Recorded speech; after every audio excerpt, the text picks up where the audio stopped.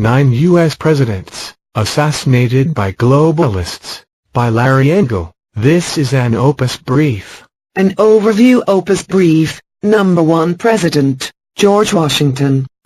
These are my observations, my intuition, and my opinion. Feel free to disagree if you care to. President George Washington was killed by his doctors, who removed 1/2 of his blood. Was this a medical incompetence or an intentional murder, one might ask? But I would instead ask, was he a target of the European banking cartel? With the early presidents, we have a preponderance of evidence that the European banking cartel does always assassinate leaders who oppose their agenda. Their agenda is the takeover and control of the nation's money and credit. Yes, I said always. Repeat, they always murder. And these assassinations were carried out by the globalists, the international bankers, in order to take over the credit and money of the nation. My observation is that medical doctors are an essential part of the assassination team and the assassination scenario. I make the incredible claim that 20 U.S. presidents were assassinated. However, even if you check almost any encyclopedia, you are provided with sufficient documentation to know that 3 of these presidential victims who were shot did not die of their bullet wounds, but were killed by their doctors. This is a modern medical report by Dr. Vibel V. Vodakin, M.D. All information leads us to believe that the malady responsible for George Washington's death was an acute inflammatory edema of the larynx, an affliction which attacks the tissue lying beneath the mucous membrane. It is characterized by a painful swelling of the structures of the larynx and the adjacent tissues below and above, including the epiglottis, causing great difficulty as well as pain in swallowing. When the swelling involves the glottis, the narrow gateway to the lungs, it obstructs the entrance of air and threatens death by asphyxia, or actual suffocation. And when it appears in a violent form, as in this case, it is, we may assume, actuated by some virulent microorganism, in all probability the Streptococcus. This microorganism was easily and readily available to doctors of Washington's day from infection and gangrene. The modern American physician in all probability would execute Washington's certificate of death in the following manner: septic sore throat, probably of streptococcic origin, associated with acute edema of the larynx. The total quantity of blood removed from President Washington has been estimated by various historians and medical authorities to be from 5 to 7 pints.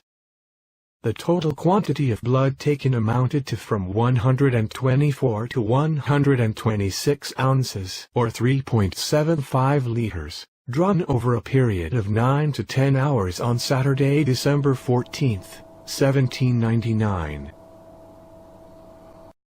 General Washington was a physically impressive man measuring 6 feet 3 inches in height and weighing 230 pounds. Because adult blood volume is 70 milliliter per kilogram, one can estimate the blood volume of President Washington at 7 liters.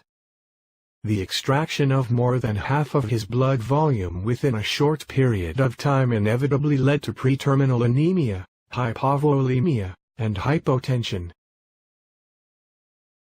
The fact that General Washington stopped struggling and appeared physically calm shortly before his death may have been due to profound hypotension and shock. From the encyclopedia. George Washington's wife, Martha Washington, observing the doctor. She was a witness, and she specifically stated, oh, please don't take too much blood. You're taking too much blood. She was a witness. She was right there. And she knew the doctors were taking too much blood. Blood removed from President Washington by his doctors. 1. 12 to 14 ounces by Mr. Alban Rollins. 2. 20 ounces by Dr. James Crape. 3. 20 more ounces by Dr. James Crape. 4. Then another 40 more ounces by Dr. James Crape. 5. Finally an additional 32 ounces by Dr. Elisha Cullen Dick. The most likely assassins of President Washington were Dr. James Craik and Dr. Elisha Cullen Dick.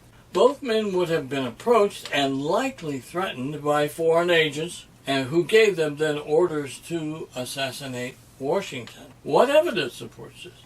Dr. Dick was one of the high-ranking founders of Freemasonry in Alexandria, Virginia, where the president's home was, and this doctor had a history of dealing with the British military.